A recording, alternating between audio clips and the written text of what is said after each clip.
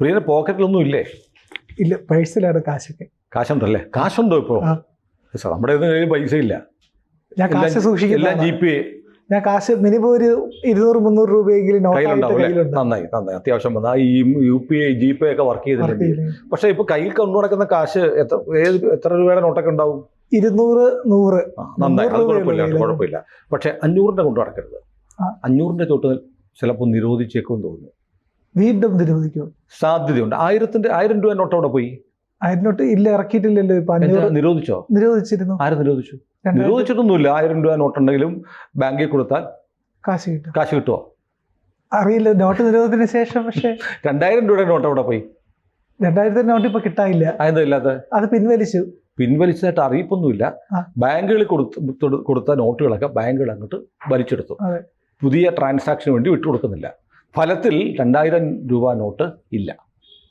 1000 രൂപ നോട്ടും ഇങ്ങനെയായിരുന്നു. High value നോട്ടുകൾ കള്ളപ്പണ ഇടപാടുകൾക്ക് സഹായിക്കുന്നു എന്നതുകൊണ്ട് നിരോധിക്കണമെന്നാണ് നരേന്ദ്രമോദി സർക്കാരിൻ്റെ പോളിസി. അതുകൊണ്ടാണ് നോട്ട് നിരോധനം 2018 നവംബർ 8 വന്നത്.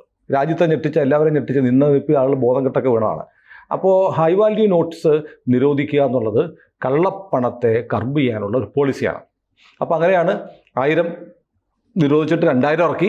2000 ഇറക്കിയപ്പോൾ തന്നെ ആളുകൾ പറഞ്ഞു ഇത് വലിയ താമസമില്ല കേട്ടോ, ഇത് വളരെ പെട്ടെന്ന് നിരോധിക്കപ്പെടും എന്ന് പറയാൻ, അല്ലെങ്കിൽ പിൻവലിക്കപ്പെടുമെന്ന് പറയാൻ കാരണമുണ്ടായിരുന്നു. ആ നോട്ടിൻ്റെ കളർ പെട്ടെന്ന് ഫെയ്ഡായി പോകുമായിരുന്നു. ക്വാളിറ്റി കുറവായിരുന്നു. പലരും പോക്കറ്റിൽ കിട്ടാൽ ആ വയലറ്റ് നിറം ഷർട്ടിലൊക്കെ പറ്റുമായിരുന്നു. അപ്പോൾ ഇത് ലോങ് ലൈഫ് കണ്ട് ഇറക്കിയ ഒരു നോട്ടല്ല എന്ന് ചില ആളുകൾ അന്നേ സംശയം പറഞ്ഞിരുന്നു. പക്ഷേ എന്ത് ചെയ്തു? ഇപ്പോൾ 2000 രൂപ നോട്ട് കയ്യിലുണ്ടാക്കി കൊടുത്താൽ നമുക്ക് സാധനം വാങ്ങാം, ബാങ്കിൽ എടുക്കുകയൊക്കെ ചെയ്യും. പക്ഷേ അങ്ങോട്ട് ബാങ്ക് എടുത്താൽ പിന്നെ ആ സാധനം പുറത്തോട്ട് അകത്തോട്ട് വലിക്കുന്ന മോട്ടറാണ്. അതുപോലെയാണ് ഇപ്പോൾ 500 രൂപ നോട്ടിൻ്റെ ഒരവസ്ഥ. 500 രൂപ നോട്ടുകളും ഹൈ വാല്യൂ നോട്ട് ഉപയോഗിച്ചിട്ടുള്ള കള്ളപ്പണ ഇടപാടുകൾ കൂടുന്നു എന്നാണ് ഇപ്പോൾ കേൾക്കുന്നത്. എന്ന് പൊതുവെ അറിയാം. കഴിഞ്ഞ ദിവസം ഒരു വാർത്ത ഉണ്ടായിരുന്നു. ഒരു സർക്കാർ സർവീസിലുള്ള ഉദ്യോഗസ്ഥൻ്റെ വീട്ടിൽ റെയ്ഡിന് ചെന്നപ്പോൾ അയാൾ ജനലിൽ കൂടെ 2 കോടി രൂപയുടെ നോട്ട് പുറത്തോട്ടിറങ്ങും.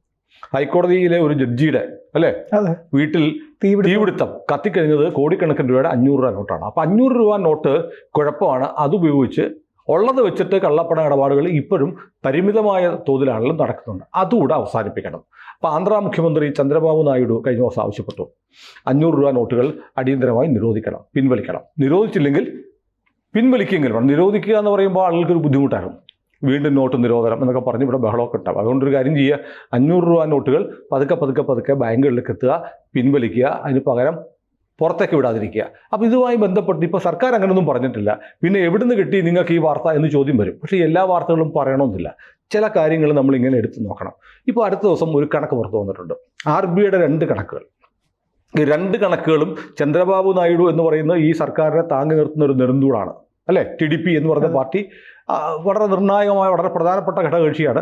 ആ ഘടകകക്ഷിയുടെ ഒരു നേതാവ് പറയുന്നത് വെറും വാക്കാവത്തില്ല. എന്തെങ്കിലുമൊക്കെ ഇൻഫർമേഷൻ ഉള്ളതുകൊണ്ടാവാം, അല്ലെങ്കിൽ ചില സ്വാധീനങ്ങൾ ചെലുത്താനായിരിക്കാം ഈ 500 രൂപ നോട്ട് പിൻവലിക്കണമെന്ന് ചന്ദ്രബാബു നായിഡു ആവശ്യപ്പെടുന്നത് നമ്മൾ ഒന്ന് അടിവരയിട്ട് വെക്കണം. ഇനി RBI, reserve bank of India പറഞ്ഞിട്ടുള്ള 2 കണക്കുകൾ ഞാൻ പറയാം. ഇന്നിപ്പോൾ ജൂൺ 2-ാം തീയതിയാണ്. 2-ാം തീയതി റിസർവ് ബാങ്ക് ഓഫ് ഇന്ത്യയുടെ കണക്ക് പുറത്ത് വന്നിട്ടുണ്ട്. അതായത് കഴിഞ്ഞ മെയ് 31 വരെ ഒറ്റ മാസം ഇന്ത്യയിൽ എത്ര രൂപയുടെ ഡിജിറ്റൽ ട്രാൻസാക്ഷൻ നടന്നിട്ടുണ്ട്. അതായത് ഗൂഗിൾ പേ, ആമസോൺ പേ, ഫോൺ പേ, Paytm തുടങ്ങിയ ഇടപാടുകളിലൂടെ എത്ര ഇടപാടുകൾ നടന്നിട്ടുണ്ട്, എത്ര രൂപയുടെ ട്രാൻസാക്ഷൻ നടന്നിട്ടുണ്ട് എന്നുള്ള കണക്ക് വന്നിട്ടുണ്ട്. അതായത് 25.1 ലക്ഷം കോടി രൂപയുടെ ഇടപാടുകളാണ്, രൂപയുടെ ട്രാൻസാക്ഷനാണ് ഈ GPay വഴിയും അങ്ങനെയുള്ള ആപ്പ് വഴി നടന്നത്. UPI വഴി നടന്നത് 25.1 ലക്ഷം കോടി രൂപ. ഇത് കഴിഞ്ഞ ഏപ്രിലിൽ 23.9 ലക്ഷം കോടിയായിരുന്നു. അതായത് ഏപ്രിലിനൊക്കെ കൂടുതലാണ് മെയ്യിൽ നടന്നത്. അപ്പോൾ നമ്മൾ നോക്കും, മിക്കവാറും ഇന്ത്യയിലെ ട്രാൻസാക്ഷൻ മുഴുവൻ നടക്കുന്നത് ഗൂഗിൾ പേ അല്ലെങ്കിൽ ഡിജിറ്റൽ ട്രാൻസാക്ഷൻ വഴിയാണെന്ന് നമുക്ക് തോന്നാം. പക്ഷേ ഒപ്പം തന്നെ റിസർവ് ബാങ്ക് മറ്റൊരു കണക്ക് പറഞ്ഞിരിക്കുന്നു.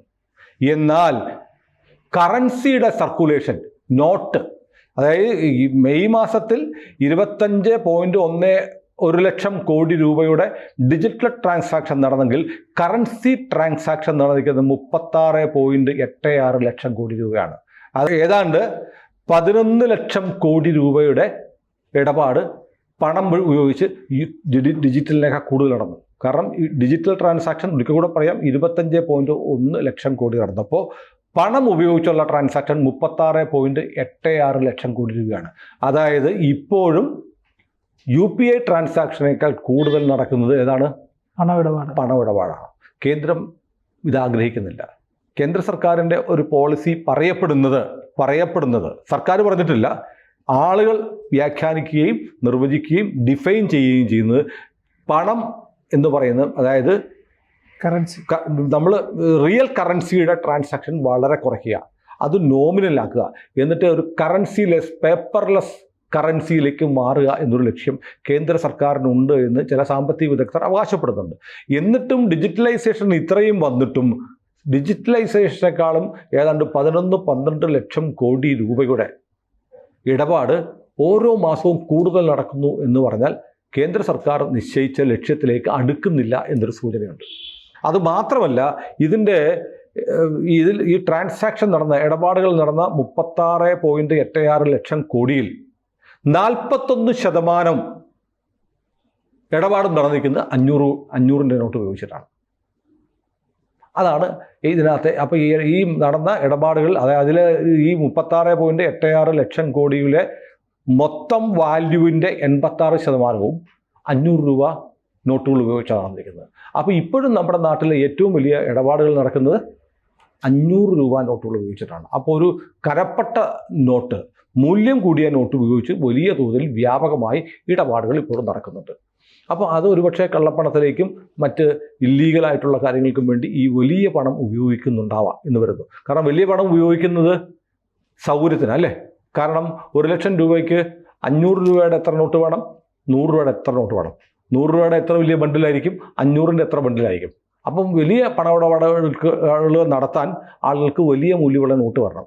അപ്പം ചെറിയ നോട്ടുകളാണ് ഉള്ളതെങ്കിൽ ആളുകൾ എന്ത് ചെയ്യും? വലിയ ഇപ്പോൾ ഒരു 1 കോടി രൂപ വേണം, അല്ലെങ്കിൽ ഒരു 10 കോടി രൂപയുടെ ഇടപാട് നടത്തണം, 100 രൂപ നോട്ടേ ഉള്ളെങ്കിൽ ലോറി പിടിച്ചുകൊണ്ട് പോകേണ്ടി വരും അല്ലേ. അപ്പോൾ ആളുകൾ എന്ത് ചെയ്യും? ആ പണത്തിൻ്റെ ഇടപാട്, അത് എണ്ണാൻ പാട്, കൊണ്ടുപോകാൻ പാട്, സുരക്ഷാ പ്രശ്നങ്ങളൊക്കെ വരുന്നതുകൊണ്ട് ആളുകൾ ഡിജിറ്റൽ ട്രാൻസാക്ഷൻ നടത്തും. അപ്പോൾ കൂടിയ മൂല്യമുള്ള നോട്ടുകൾ ഉണ്ടായാൽ ഡിജിറ്റൽ ട്രാൻസാക്ഷൻ കുറയും. അതുകൊണ്ട് 500 രൂപ നോട്ട് ഇനിയും വിപണിയിൽ ഉണ്ടാവണോ? ഇതൊരു പ്രധാനപ്പെട്ട ചോദ്യമാണ്. ഈ ചോദ്യം നിൽക്കുന്നതുകൊണ്ടാണ് ഈ സംശയം വരുന്നത്. എന്തുകൊണ്ടാണ് ഇനിയും നമുക്ക് ഉയർന്ന മൂല്യമുള്ള നോട്ടുകൾ വേണമോ എന്നുള്ള ചോദ്യം ചന്ദ്രബാബു നായിഡു ഉന്നയിക്കുന്നത്. കാരണം ഇപ്പോഴും പല സംസ്ഥാനങ്ങളിലും ഇല്ലീഗലായിട്ടുള്ള ഇടപാടുകൾക്ക് 500 രൂപ നോട്ട്, പഴയ 1000 രൂപയുടെയും 2000 രൂപയുടെയും സ്ഥാനത്തേക്ക് പകരം കയറി നിൽക്കുകയാണ് ആര്? 500 രൂപ നോട്ട്. അതുകൊണ്ട് ഒരു പക്ഷേ ഈ 500 രൂപ നോട്ട് വിപണിയിൽ നിന്ന് അപ്രത്യക്ഷമായേക്കാം എന്ന് തോന്നുന്നു. രണ്ടാമത്തെ കാര്യം, RBIയുടെ സർക്കുലർ വന്നിട്ടുണ്ട്. RBIയുടെ സർക്കുലർ പറയുന്നു എല്ലാ ATMകളിലും, ഈ ജൂൺ മുതലുള്ള കാര്യമാണ്, എല്ലാ ATMകളിലും ആവശ്യത്തിന് 100 രൂപ 200 രൂപ നോട്ടുകളുടെ കാസറ്റുകൾ സ്ഥാപിക്കണം എന്ന് ഇന്നലെ റിസർവ് ബാങ്ക് ഓഫ് ഇന്ത്യയുടെ നിർദ്ദേശവും വന്നിട്ടുണ്ട്. അപ്പോൾ എന്തിനാണ് വളരെ പെട്ടെന്ന് ഇപ്പം നമ്മൾ പല ATMയിലും പോയാൽ നമുക്ക് കിട്ടുന്ന 500 രൂപ നോട്ട്, ഒരു 100 രൂപ 200 രൂപ കിട്ടണമെന്ന് വെച്ചാൽ വലിയ പാടാണ്, ചെറിയ നോട്ട് എടുക്കാനുണ്ട്. അതുകൊണ്ട് ATMയിൽ പോയി ഒരു ഓട്ടക്കാരന് കൊടുക്കാൻ വേണ്ടി 100 രൂപ കൊടുക്കാൻ വേണ്ടി ഓടിപ്പോയി ATM ഇടുമ്പോൾ കിട്ടുന്ന 500. അതും മാറ്റിയിട്ട് പകരം 100ൻ്റെയും 200ൻ്റെയും നോട്ടുകൾ ഈ ജൂൺ മാസം മുതൽ വ്യാപകമാക്കാൻ റിസർവ് ബാങ്ക് ഓഫ് ഇന്ത്യ തീരുമാനിച്ചു. സർക്കുലർ ബാങ്കുകൾക്കും ATMകൾക്കും ATM നടത്തുന്ന ഏജൻസികൾക്കും, ബാങ്കുകൾ മാത്രമല്ല, ഇപ്പോൾ ഹിറ്റാച്ചി പോലെയുള്ള പല ഏജൻസികളും, ടാറ്റ അല്ലേ, പല സ്വകാര്യ ഏജൻസികൾ ATMകൾ നടത്തുന്നുണ്ട്. ഇവർക്കൊക്കെ RBIയുടെ സർക്കുലർ പോയിരിക്കുന്നു, നിങ്ങളുടെ ATMകളിൽ 100-200 നോട്ടിൻ്റെ ലഭ്യത ഉറപ്പാക്കണം. അപ്പോൾ ഇതെല്ലാം കൂടെ ഒന്ന് കൂട്ടി വെച്ച് വായിച്ചേ. ഒന്ന്, ചന്ദ്രബാബു നായിഡുവിൻ്റെ ആവശ്യം. 2, ഡിജിറ്റൽ ട്രാൻസാക്ഷനേക്കാളും മുന്നിൽ ഇപ്പോൾ നിൽക്കുന്നത് മണി ട്രാൻസാക്ഷനാണ്. ആ മണി ട്രാൻസാക്ഷനിലെ വാല്യൂവിൻ്റെ 86% 500ൻ്റെ നോട്ടാണ് എന്ന് പറയുന്നു. അപ്പോൾ 500ൻ്റെ നോട്ട് ഉപയോഗിച്ച് വൻതോതിലുള്ള സാമ്പത്തിക ഇടപാടുകൾ ഇപ്പോഴും നടക്കുന്നുണ്ട്. അത് കണക്കിൽ വരുന്നുണ്ടാകുമോ? ഇല്ല, കണക്കിൽ വരാം. അത് ഈ സ്ക്രീനിൽ, റഡാറിൽ കൊണ്ടുവരാൻ ഇപ്പോഴും കഴിയുന്നില്ല എന്നൊരു തോന്നൽ റിസർവ് ബാങ്കിനുണ്ട്. അതുകൊണ്ട് 500ൻ്റെ നോട്ട് പതുക്കെ പിൻവലിച്ചിട്ട് ATMകളിൽ, നമുക്ക് എവിടെ നിന്നാണ് പൈസ കിട്ടുന്ന ഏറ്റവും കൂടുതൽ? ATMയിൽ നിന്നാണ്. പണം വേണമെന്നുണ്ടെങ്കിൽ നമ്മളാരും ബാങ്കിൽ പോകണില്ല, ATM പോയി എടുക്കുകയാണ്. ATM നമുക്ക് കിട്ടുന്ന 500 ആണെങ്കിൽ നമ്മുടെ കയ്യിൽ 500 ഉണ്ടാവും. ATM നമുക്ക് കിട്ടുന്ന 100-200 ആണെങ്കിൽ നമ്മുടെ കയ്യിൽ 100-200 ഉണ്ടാവുകയുള്ളൂ. അപ്പോൾ റിസർവ് ബാങ്ക് ഓഫ് ഇന്ത്യയുടെ നിർദ്ദേശപ്രകാരം ഈ മാസം മുതൽ എല്ലാ ATMകളും വ്യാപകമായി 100-ൻ്റെയും 200-ൻ്റെയും നോട്ടുകളാണ് വരാൻ പോകുന്നതെങ്കിൽ ഫലം എന്തായിരിക്കും? കാലക്രമേണ 2000 രൂപ നോട്ട് പോലെ ഈ 500 രൂപ നോട്ട് വാനിഷ് ചെയ്യാൻ പോവുകയാണ് എന്ന് നമ്മൾ ഊഹിച്ചാൽ തെറ്റ് പറയാൻ പറ്റുമോ? ഇല്ല. അപ്പോൾ നേരത്തെ നമ്മൾ 500 രൂപ നോട്ട് നിരോധിക്കാൻ പോകുന്നു എന്ന് പറയുമ്പോൾ എവിടുന്ന് കിട്ടി ഈ വാർത്ത എന്ന് ചോദിക്കുന്നവരോട് എല്ലാ വാർത്തയും സ്റ്റേറ്റ്മെൻ്റ് ആയിട്ട് വരത്തില്ല. നമ്മൾ എന്ത് ചെയ്യും? സർക്കംസ്റ്റാൻഷ്യൽ എവിഡൻസസ് എന്ന് പറയുന്ന സാഹചര്യങ്ങളെല്ലാം കൂടെ കോർത്തിണക്കി നമ്മളൊരു ഗസ്സിലെത്തുകയാണ്.